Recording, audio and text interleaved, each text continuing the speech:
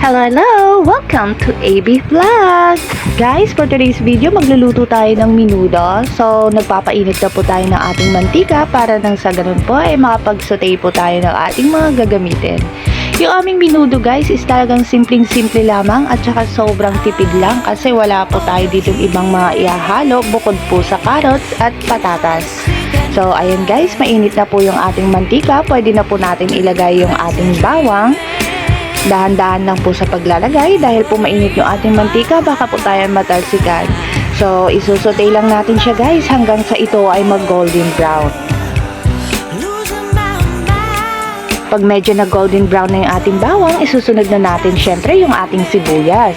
Ganong proseso din po, dahan-dahan sa pagsote hanggang sa ito po ay mag-golden brown. Kapag pareho na po sila naging golden brown guys, sa point na yon, pwede na po natin ilagay yung ating karne.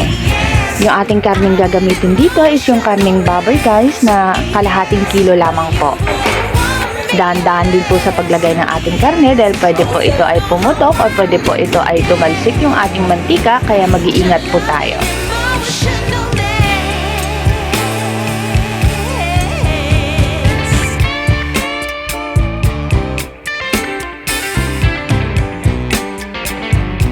Ihalo-halo lang po natin yan guys. Pagkatapos po, pwede po tayo mag-add dyan ng half cup ng water. And then, pwede na po natin siyang takpan nang sa ganun po, ay magpantay po yung pagpakulo ng ating karneng baboy.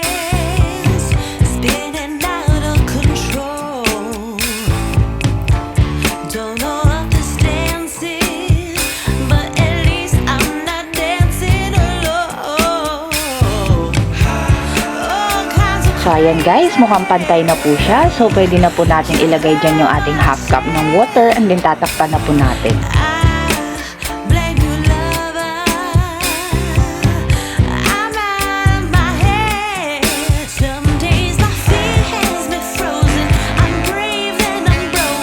Ayan, kung nakikita nyo guys, kumukulo na siya at mukhang malambot na rin yung ating karne, sunod na po natin ilagay itong ating carrots. Dahil po yung ating carrots ay matagal po lumambot, so ito po ang ating unang ilalagay. Tapos, tatakpan lang din natin ulit siya ng ilang minuto. Nang sa ganun po, maisunod na rin po natin yung ating patatas. So, ayan guys, ilalagay na natin yung ating patatas. Tapos, ihahalo lang natin ng konti nang sa ganun po magpantay po sila at lumambot po pareho.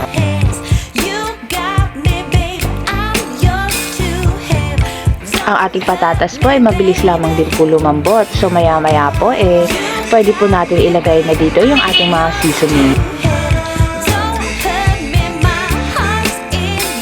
Lalagyan na po natin siya ng pamintang pino. And then yung ating asin.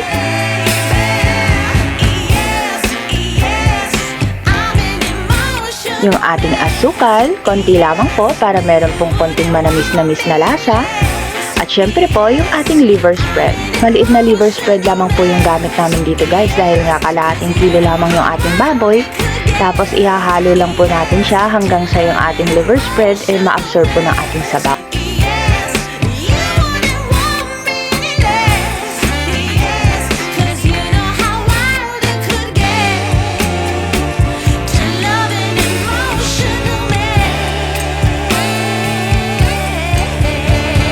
Pwede na po natin isunod yung ating tomato sauce.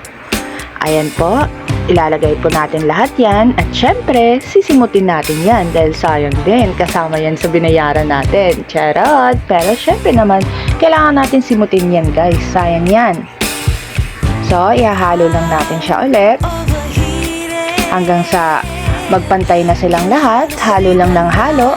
Ayan lang po ang ating magic word sa ating pagluluto ay ang ating paghahalo. Siyempre, bukod sa pagtakip at sara, meron din po tayong paghahalo.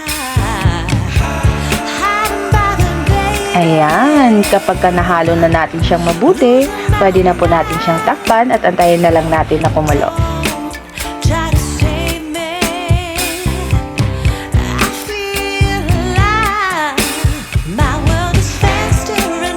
So, ito na siya guys. Mukhang perfectly cooked na siya. Malapot na rin yung sabaw niya. pwedeng-pwede na. Ito po yung ating tipid na pagluluto, pero I guarantee guys na sobrang sarap nito. Ayan na siya, magpe-plating na tayo. Kung nakikita nyo po, karne at saka carrot at patatas lang po talaga yung nakalagay dyan, bukod sa ating tomato sauce and liver spread at yung ating ibang seasoning. Wala po tayong raisins or hotdog dahil nga po, katulad ng sinabi ko, is tipid-tipid lang po talaga yung aming pagluluto ngayon. Pero guys, sobrang sarap niyan, garantisado. Siya nga pala guys, maraming salamat po sa lahat po ng sumusuporta sa aming mumunting channels. Guys, see you in the next video. Please guys, like, comment, subscribe, hit the notification bell.